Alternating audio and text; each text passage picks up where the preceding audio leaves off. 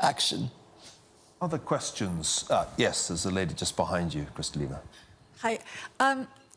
I've heard here discussion of, particularly from the World Bank, but other discussions about the possibility of using AI, particularly AI apps that really are meant to be job creators. So we focus so much here on large language models and AGI and sort of the ability to wipe out the expert labor in the developed countries like the United States and all those computer scientists who are not going to have jobs.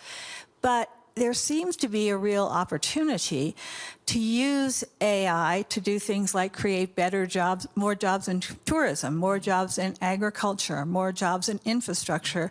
And the World Bank is really working on that. And I thought I would ask you to comment on that. And then related to that, of course, China is following a very different strategy in AI, and their strategy in AI is a diffusion strategy. It's open seek, and basically spread it through the economy as fast as possible, create new services and new goods for people and new employment opportunities. So maybe we're focused too much on the large language models and the AI effects on the developed countries, in particular on engineers and computer scientists and accountants in the United States.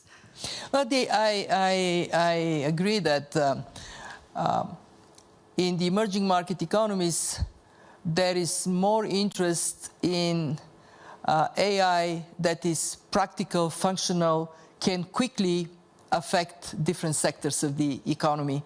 A lot of interest in how you can use AI to improve agricultural productivity, to improve bringing goods to markets. And I think that this is really great, because for these countries, they are at a point when they're still solving complicated social and economic problems, and if AI can help, great.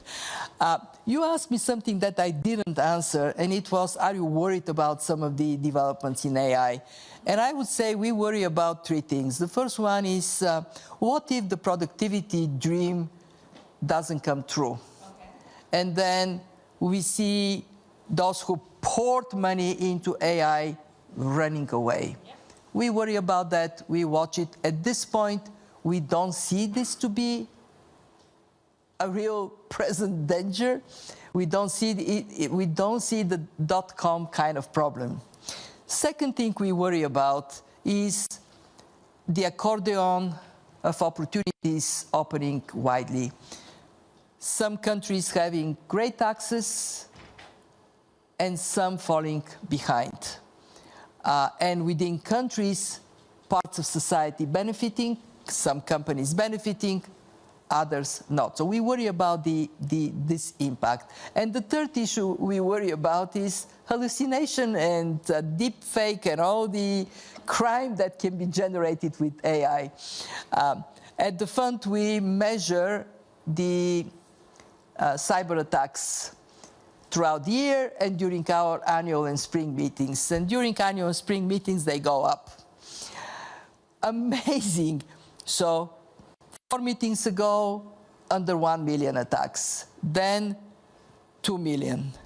Then 5 million. Then 14 million. So it's kind of exponential growth, and we do believe that that AI has something to do with it. And then hallucination is for real. How do you separate the good from the bad? But it is, let me say this, it is unstoppable. I don't think that we can turn the clock back and say no more AI. So my main concern is, are we concentrated to manage it? Are we concentrated on regulating? We chose for us to look into two things systematically. One is labor market impact, and the second one is financial risks. And we look at that systematically.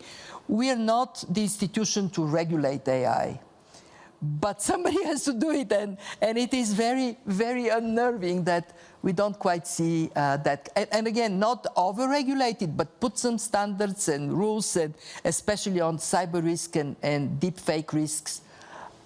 How is this going to be handled? Of course, we have in the past stopped some technologies in their tracks. I'm thinking here of nuclear power, which basically ceased to be deployed after a very small number of accidents. So I sometimes wonder if we're one accident away from a big revulsion against AI. You know, I don't have the technical competence to say it can be stopped or this should be stopped and this should be let go.